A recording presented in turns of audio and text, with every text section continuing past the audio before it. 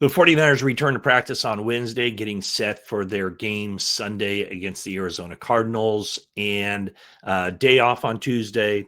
Get back at it. Kyle Shanahan said on Monday that he wants Brock Purdy to have an aggressive week of practice. So I think they're going to try to push it to see if, in fact, he can get out there on the field, go through a full practice, and then repeat it heading into the game Sunday. But it would be my thought right now that all things being equal, with no setbacks, that Brock Purdy will be in the starting lineup against the Arizona Cardinals, but probably have a better idea of that on Wednesday, this afternoon, when Shanahan speaks, and then we get a chance to see the opening part of practice, who's first in line taking those reps.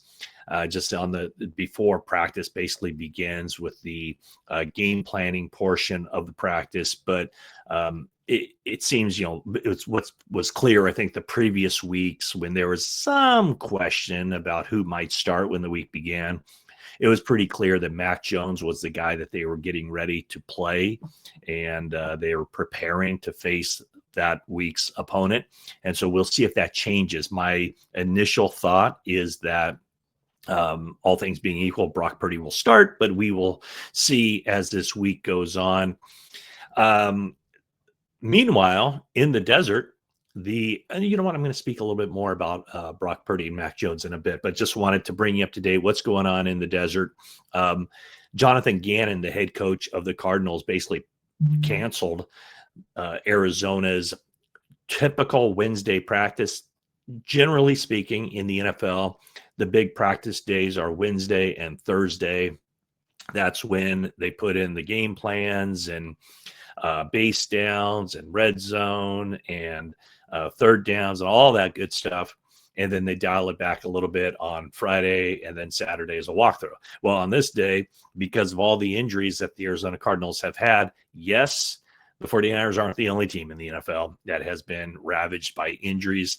Because of all the injuries the Cardinals have had, they dialed it back on Wednesday to just a walkthrough. So basically not even a half-speed workout for them because of the injuries. And the latest one that has come to light is Marvin Harrison Jr.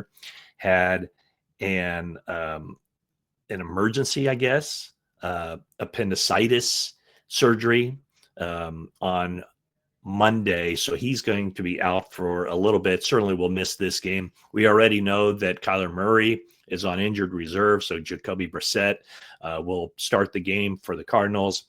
The Cardinals have lost 3 wide receivers to injuries, with Marvin Harrison. And by the way, 34 catches for him on the season, 525 yards and 4 touchdowns. So he's our number 1 receiver. He's out.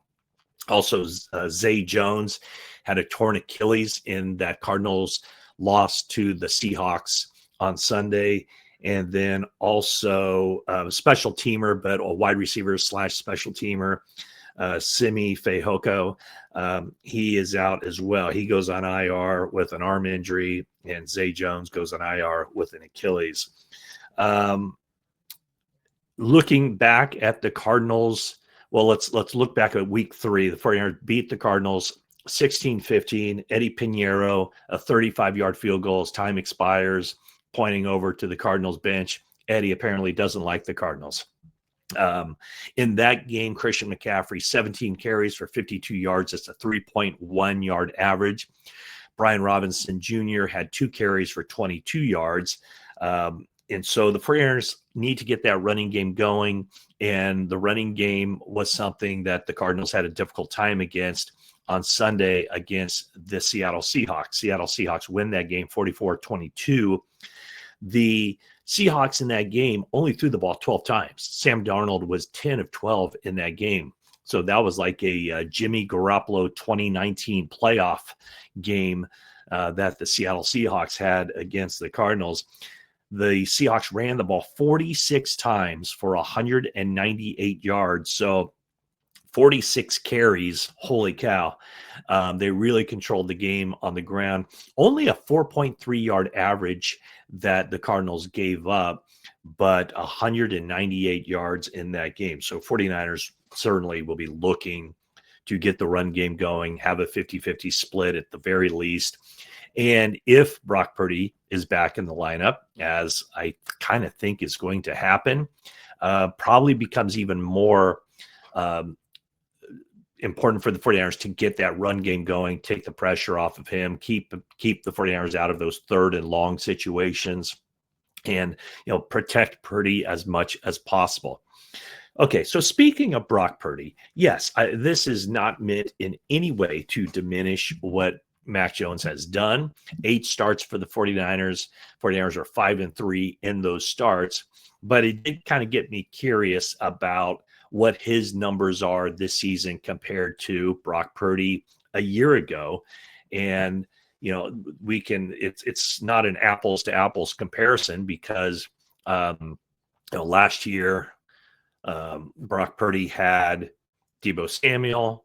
I guess he had Ayuk for half the season. He had Ricky Pearsall for half the season, but he didn't have Christian McCaffrey, and he didn't have for about half the season Trent Williams protecting his blind side. So you can dice that up however you want. Probably the biggest thing is that Purdy didn't have McCaffrey for those kind of easy completions. I think he had to keep more plays alive with his feet because the 49ers really didn't have a receiving threat at the running back position, I guess, other than Isaac Guerendo, who was a wide receiver in college, at least at the beginning of his college career. But I think Mac Jones has benefited certainly from having McCaffrey out there. He's benefited from having Trent Williams out there the full season. But anyway, just wanted to put this up here. It's the comparison of their numbers. And if you can see that, okay.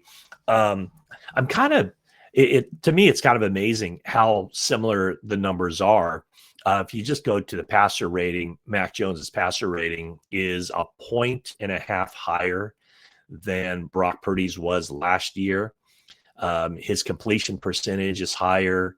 However, Brock Purdy has more yards per attempt, more than a yard, 1.1 yards per attempt more last year than Mac Jones has this year. So I would say by and large, Purdy does a good job. Purdy does a pretty good job of getting the ball down the field. The interceptions higher than Brock Purdy wanted, I'm sure, last season. Basically, 20 touchdowns, 12 interceptions this year with Mac Jones, 13 touchdowns, 6 interceptions. But I think where the biggest thing is, in addition to the yards per attempt, the biggest thing in Brock Purdy's favor, aside from the yards per attempt, is the rushing. Last year, Brock Purdy did add the running part of the game to his arsenal. 323 yards rushing, 5 touchdowns this year. Mac Jones, 64 yards in those 8 games with no touchdowns.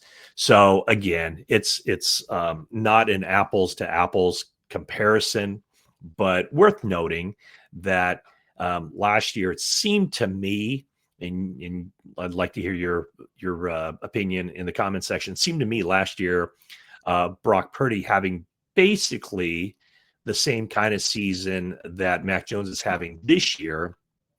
Brock Purdy received a lot of criticism that he wasn't able to elevate his game. And this year, it's been high praise for the job that Mac Jones has done. Again, pretty much putting up similar numbers. Again, this is in no way meant to discredit Mac Jones or poke holes in the job he's done. I have said repeatedly, I think he's done a really good job. And, we can talk about the 49ers issues. They are 6-4 heading into this game, just outside of the NFC playoff picture.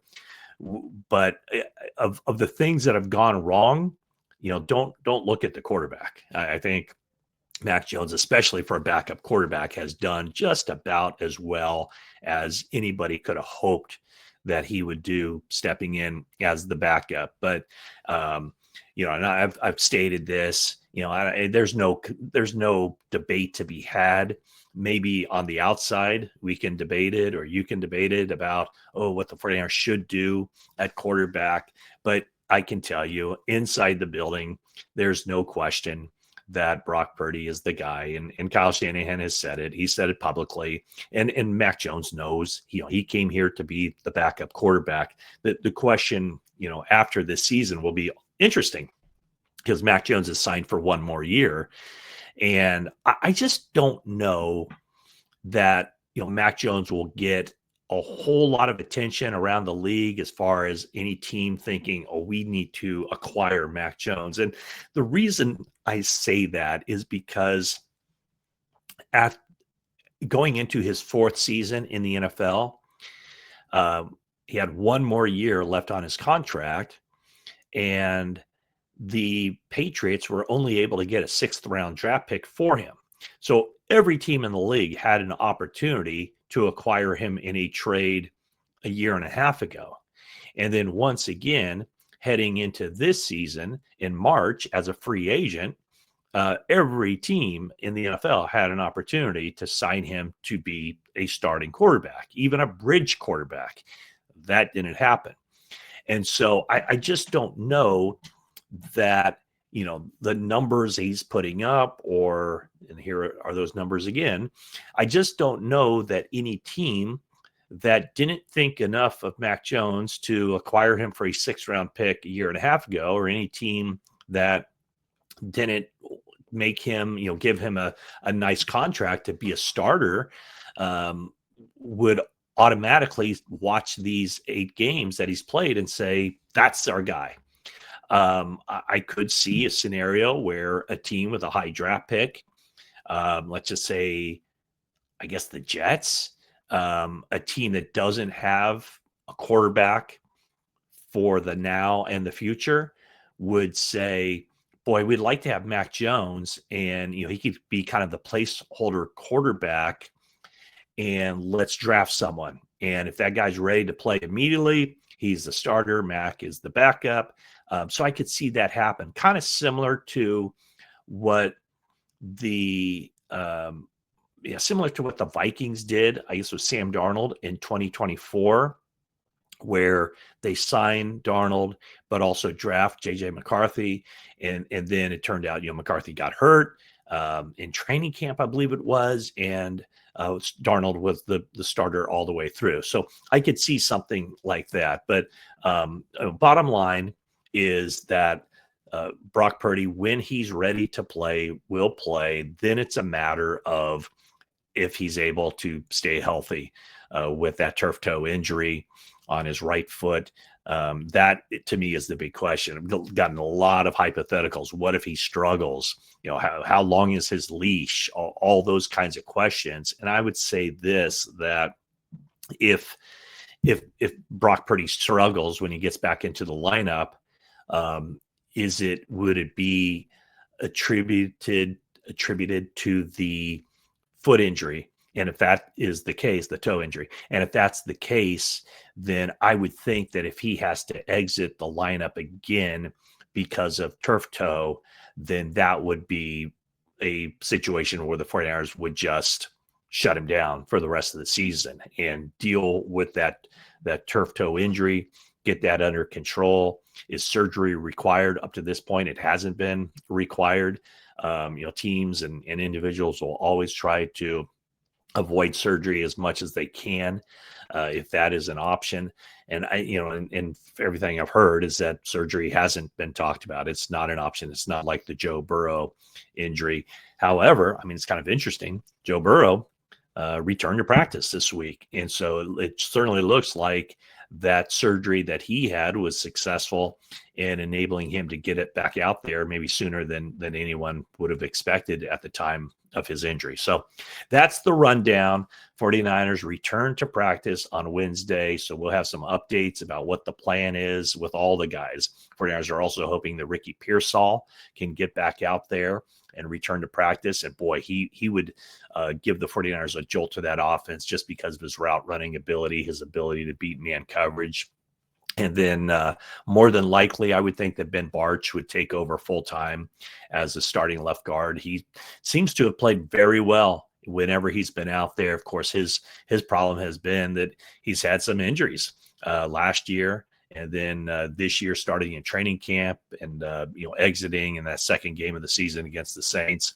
So 49ers, I guess you could say, offensively kind of rounding back into better health at this point, but also still no indication of when or if Brandon Ayuk will be cleared to get back out there off the PUP list and start practicing. Shanahan said that he is confident that at some point they will at least open his practice window, but that remains to be seen. It won't be this week. So that means the earliest he could get back out there would be to practice would be heading into week 12. And then I would think he would need at least a couple weeks of practice just to get back up to speed to show that show the team and maybe show himself that he's confident, but very much up in the air as far as Brandon Ayuk's availability. So we'll have a little bit more later in the day when the 49ers hit the practice field. Thanks so much for watching this video, and that is it for now.